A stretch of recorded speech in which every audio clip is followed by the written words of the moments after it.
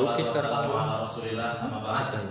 Yang kami hormati Bapak Mentor, Bapak Budi Rahwanto, SPD MPD, dan teman-teman sekalian peserta orientasi pengenalan nilai dan etika instansi bagi pegawai pemerintah dengan perjanjian kerja atau P3K Pemerintah Provinsi Jawa Tengah yang semoga dirahmati Allah Subhanahu wa Ta'ala. Apa kabar semuanya Bapak Ibu sekalian? Alhamdulillah semuanya tidak ada masalah di rumah sehingga mudah-mudahan kita bisa mengikuti dan menyelesaikan tahapan akhir dari kegiatan kita dengan sebaik-baiknya. Bapak Ibu sekalian, sebelum kita mulai, saya ada 2 permainan supaya kita fokus ya. Mari Bapak Ibu sekalian, kalau ada kode 1, tepuknya 1. Kalau ada kode 3, tepuknya 3. Kalau ada kode 100, gak usah tepuk ya. Baik, kita coba dulu biar semangat. 1, 2, 3, 100. Oh. Baik. Sebelum kita mulai, Bapak Ibu sekalian, saya berkesempatan di perdana ini untuk menyampaikan presentasi ini. Saya punya pantun Bapak Ibu sekalian. Mohon nanti dijawab dengan cakep gitu ya. Oke, saya belum hafal jadi nyontoh dulu. Baik. Matahari terbit di ufuk timur. Cahaya pagi menyinari bumi. Guru P3K pantang mundur. Mendidik bangsa demi mewujudkan generasi unggul pada nantinya. Satu lagi Bapak Ibu sekalian, dan ini insya Allah sangat menggembirakan. Mari kita buktikan. Beli bunga di Rita Pasaraya. Penjualnya cantik penuh pesona. Kabar bahagia untuk kita semua. Kabarnya gaji naik 2 juta. Bapak Ibu sekalian, karena sudah terkondisikan dengan baik, Bapak Ibu sekalian, mari kita simak apa yang kami presentasikan. Dan nanti kami membuka umpan balik dari Bapak Ibu sekalian, karena tidak ada gading yang tidak retak, tentunya masih banyak kekurangan di sana sini. Kita mulai Bapak Ibu sekalian. Baik, presentasi laporan orientasi pengenalan nilai dan etika instansi bagi pegawai pemerintah dengan perjanjian kerja atau P3K Pemerintah Provinsi Jawa Tengah. Kita kenalan dulu Bapak Ibu sekalian supaya tidak plagiat ya. Ini wajah asli saya. Baik, saya mengajar di SMK Negeri Jatan di Purbalingga. Kemudian mapelnya adalah PAIBP, Pendidikan Agama Islam Budi Pekerti. Itu seperti itu. Kita lanjut.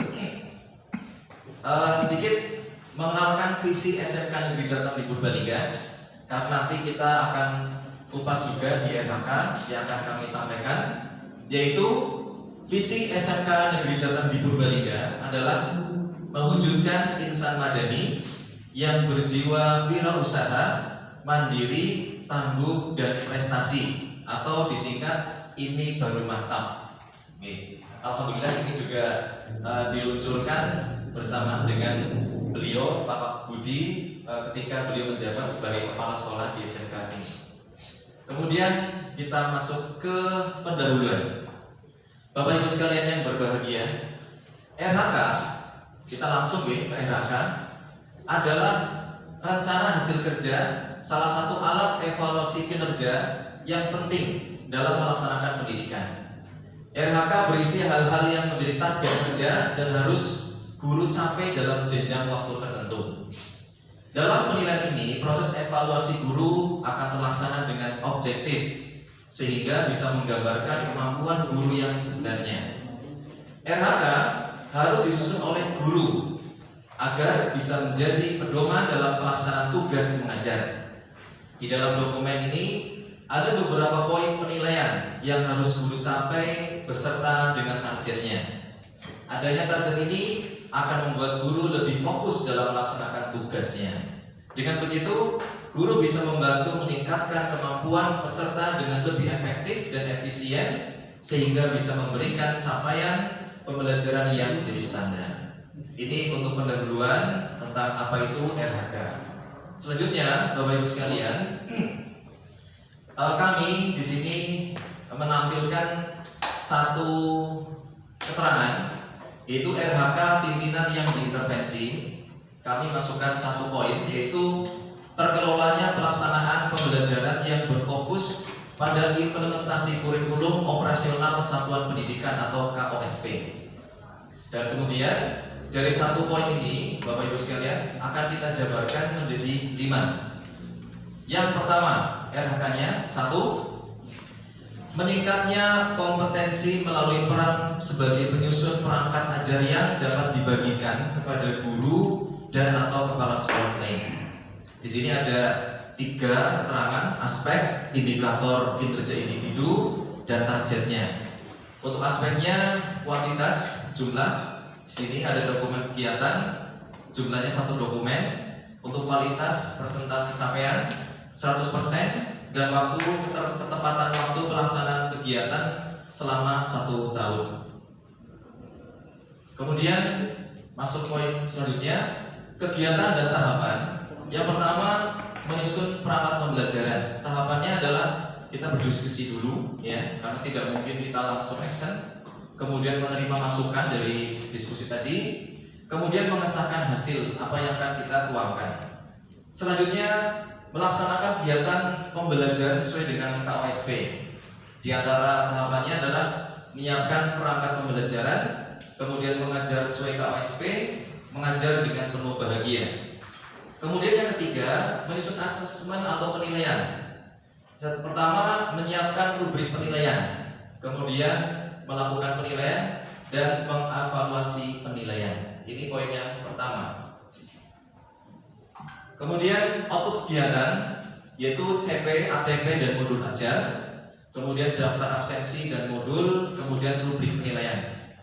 Adapun penilaian penerapan nilai-nilai berakhlak, yang pertama perangkat pembelajaran yang baik, yaitu sifatnya akuntabel, kompeten. Proses pembelajaran yang baik, akuntabel dan kompeten. Rubrik penilaian yang baik, jujur dan akuntabel. Ini baru poin pertama, Bapak Ibu sekalian.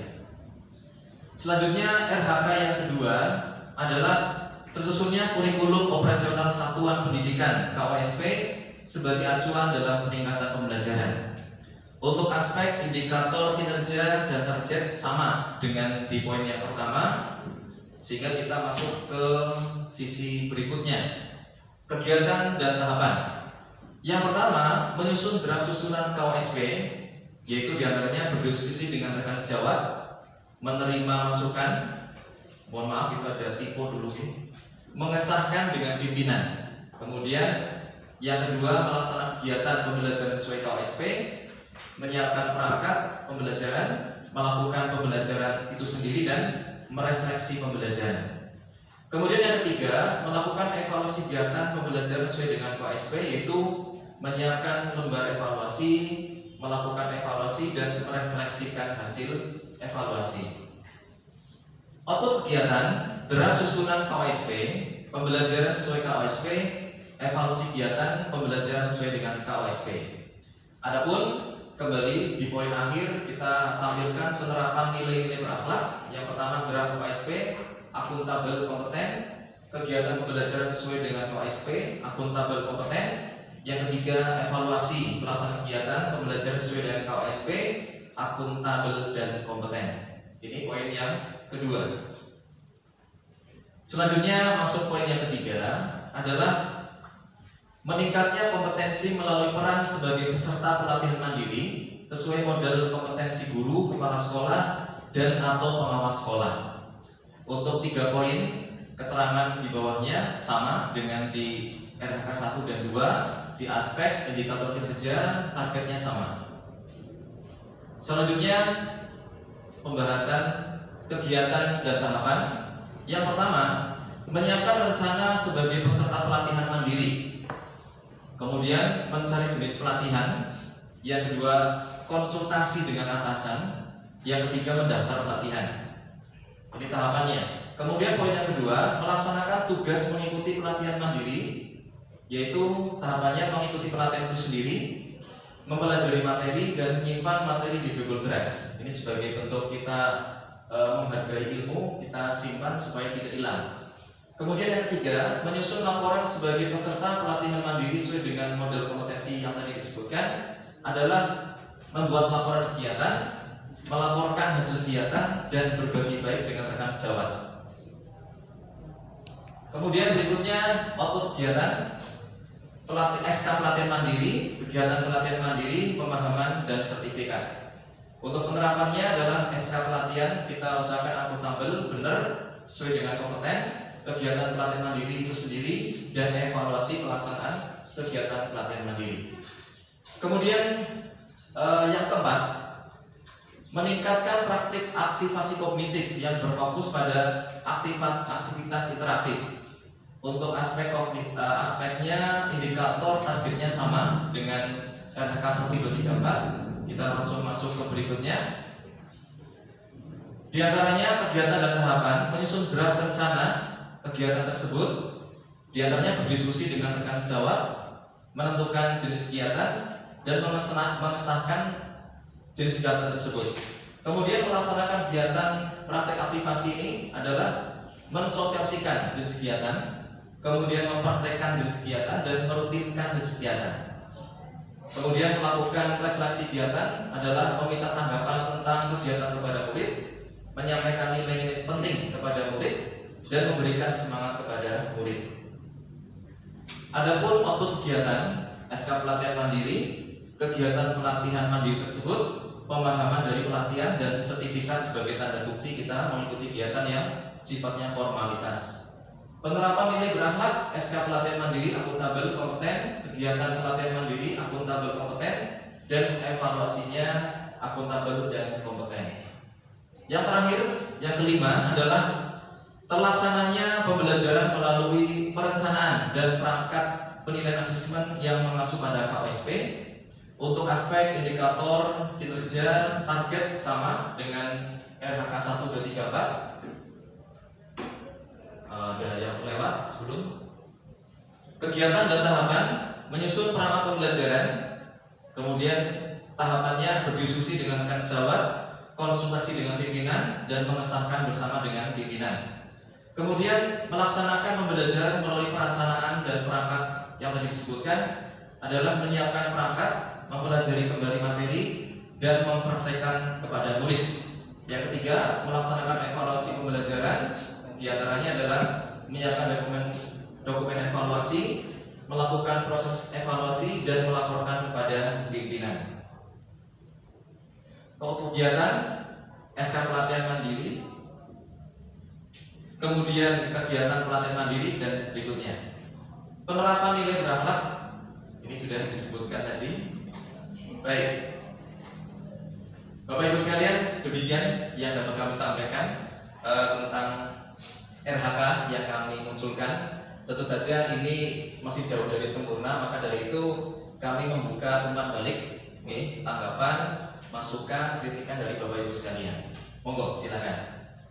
Baik Bapak Ibu, Pak Roni Eko Prasetyono sudah membantu kepadanya. Untuk sesi selanjutnya adalah sesi tanya jawab. Apabila ada Bapak Ibu yang ingin menanyakan tentang sesuatu hal kepada Pak Roni Eko, dipersilakan. Baik, monggo. Ya, baik. Terima kasih. Mungkin menyebutkan nama dulu Pak.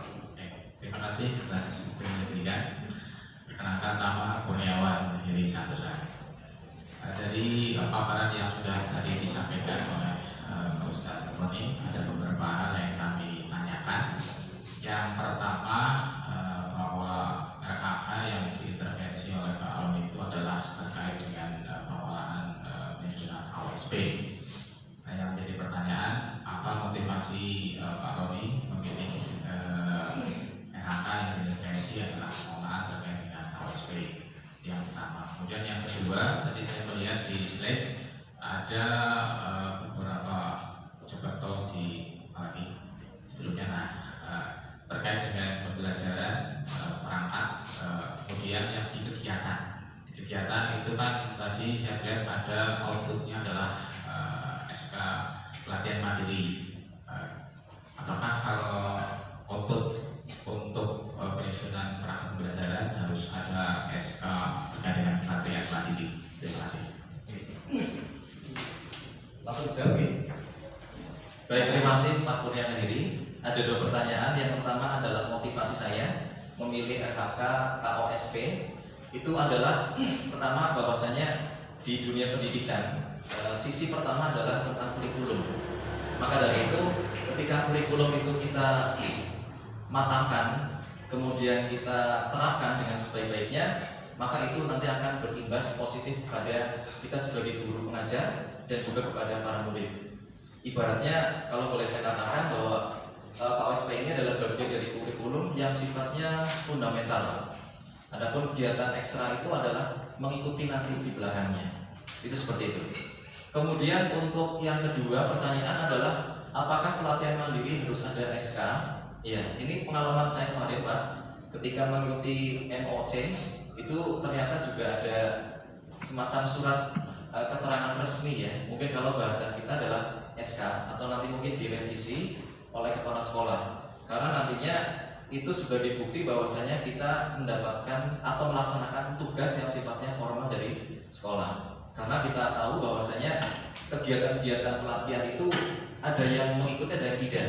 Nah, makanya ketika sifatnya tidak wajib, kita harus mengusulkan kepada pimpinan dan di ACC dengan adanya surat SK tersebut. Seperti itu Bapak. Terima kasih. Apakah ada pertanyaan lagi dari yang lainnya? Cukup? Oke, baik Bapak Ibu. Dari demikian paparan dari Pak Roni Prasetyo terkait dengan Bapak datang. Untuk penerapan nilai-nilai etika di instansi misalnya. Baik Pak. Untuk penerapan nilai-nilai etika di instansi Pak. Oke. Tentu saja kita mengacu kepada apa yang digariskan oleh Bapak pimpinan kepala sekolah, kemudian hal itu dituangkan dalam bentuk rapat bersama supaya kita melaksanakan sesuai dengan apa yang diinginkan bersama. Contohnya masalah kedisiplinan, kita harus mengetahui bahwasanya versi apa disiplin itu sendiri, karena kita harus satu pemahaman sehingga ketika menerapkan kepada diri sendiri sebagai pengajar dan juga kepada mahasiswa itu sesuai dengan koridor yang diinginkan oleh sekolah atau secara umum sesuai dengan visi dan misi sekolah. Begitu Bapak. Yang lain kalau tidak ada pertanyaan, maka sesi paparan dari Pak Roni Eko Prasetyo sudah selesai. Nanti akan dilanjutkan untuk sesi paparan berikutnya. Saya selaku pengambil acara minta mohon maaf jika ada kesalahan. Saya akhiri. Wassalamualaikum warahmatullahi wabarakatuh.